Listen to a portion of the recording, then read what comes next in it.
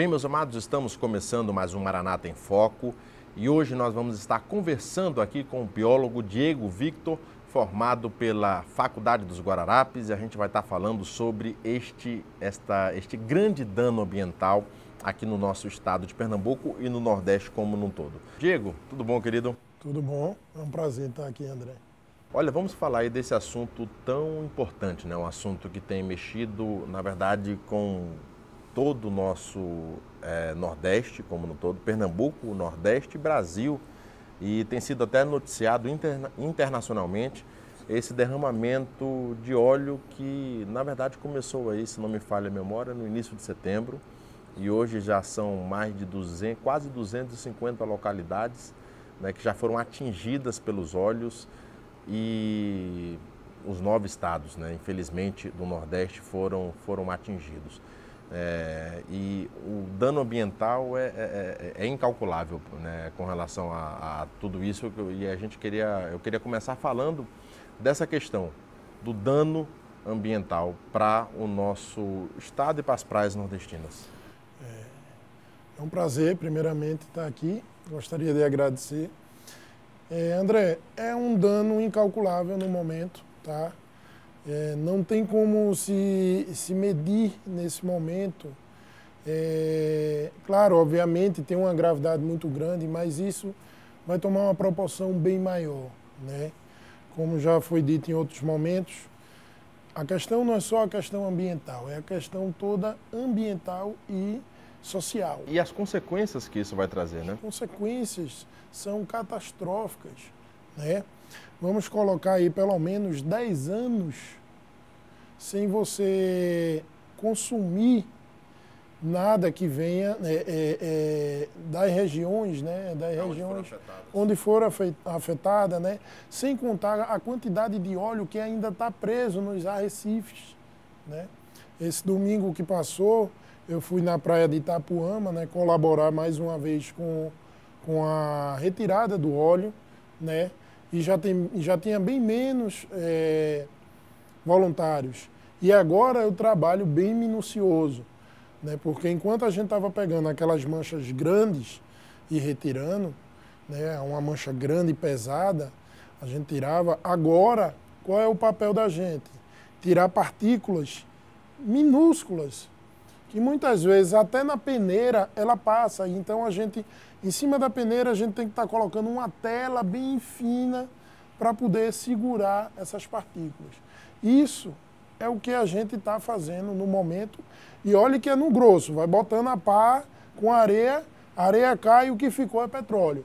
E aqueles locais que a gente não tem acesso, como é que fica, né?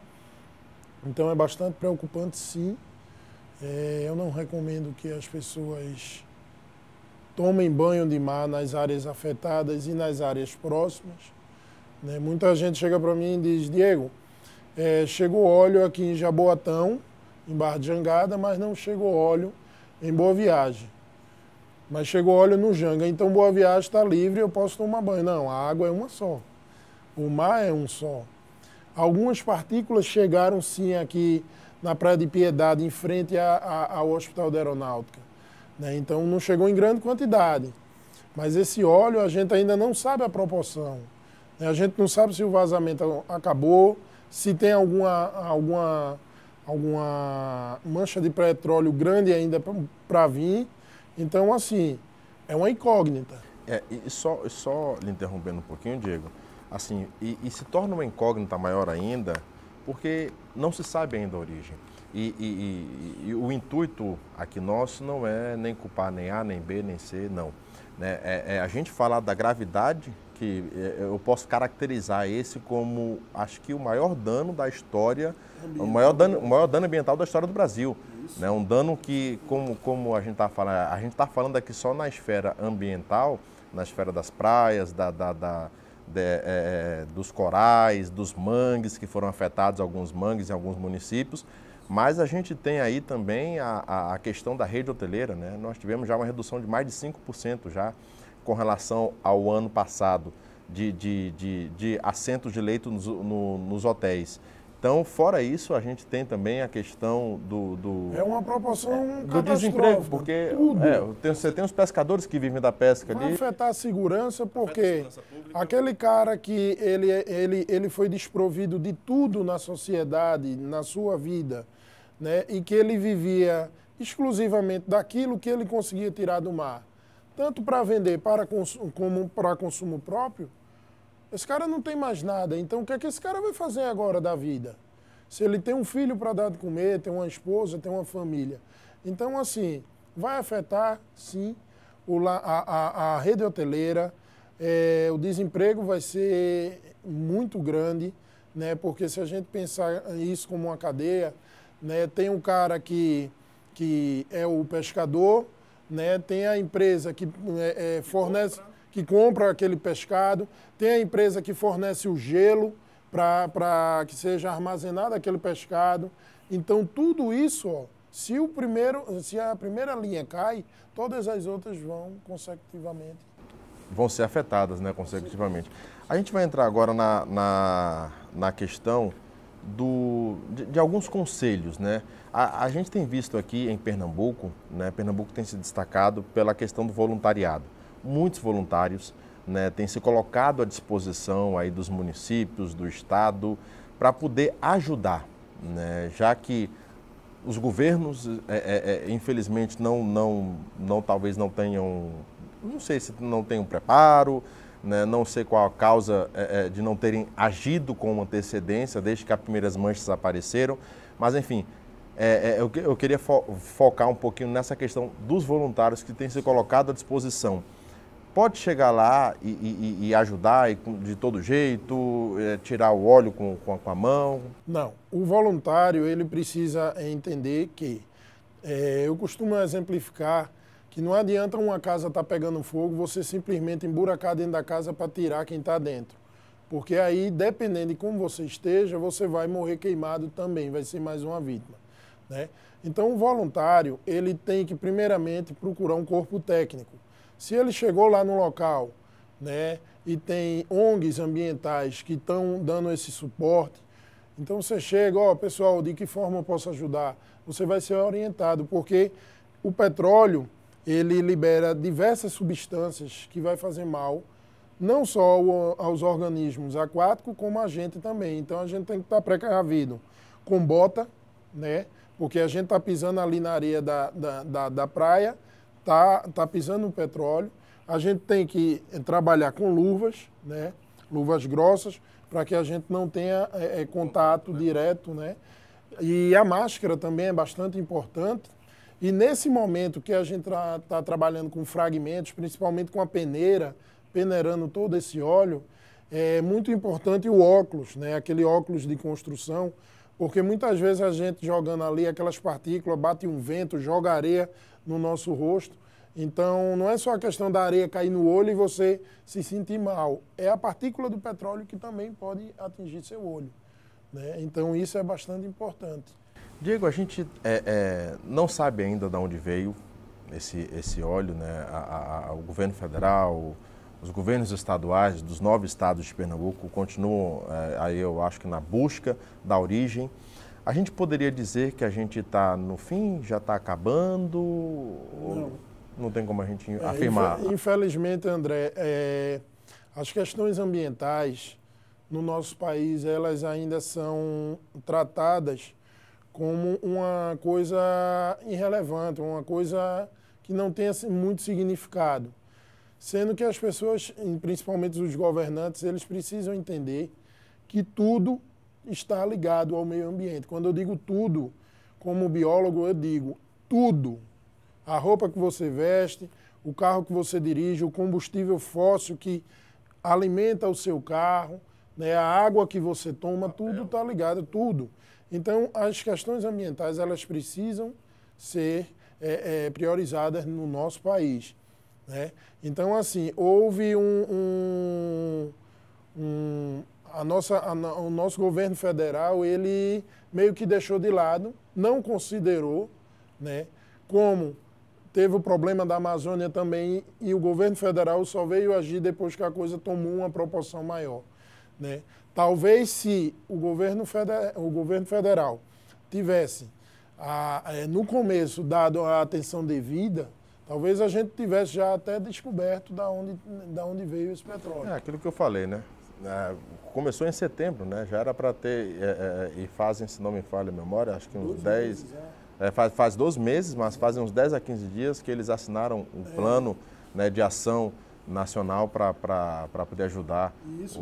E o que me impressiona mais nesse momento é o ministro do Meio Ambiente, que ele, ao invés de estar 100% envolvido com a situação, ele está preocupado em atacar ONGs, né? Ele está preocupado em toda hora, todo instante, está dizendo, o petróleo é da Venezuela, o petróleo é da Venezuela, como se quisesse jogar a culpa totalmente para a Venezuela. Não, o vazamento, pelo que já se sabe, não foi lá na Venezuela, o petróleo é de lá. Como podia ser daqui, podia ser do Japão, podia ser de qualquer local. Até porque, é até importante a gente explicar isso, né? É impossível, né, pela corrente marítima, Exato. O óleo da Venezuela chegar no Brasil, né? Exato, o óleo pode sim ser da Venezuela, mas de um navio que passou pelo litoral, próximo ao litoral brasileiro, mas assim, o que eu acho que você está até querendo dizer, Diego, é que o problema já aconteceu. Então a gente vai atrás da causa do culpado, sim, mas nós temos também que sanar o problema, né? Temos que se preocupar em sanar o problema. Com certeza. Muitas boias que foram cedidas aí para fazer uma corrente em alguns estuários de rios, para que esse óleo não passe, elas são pequenas, elas são, como a gente costuma dizer, fictícias, é coisa bonita para inglês ver, né? Então, assim, ela teria que ter uma proporção maior, porque esse óleo, como ele é pesado, né? Então, quando ele vem na água salgada, na água do mar, ele até flutua.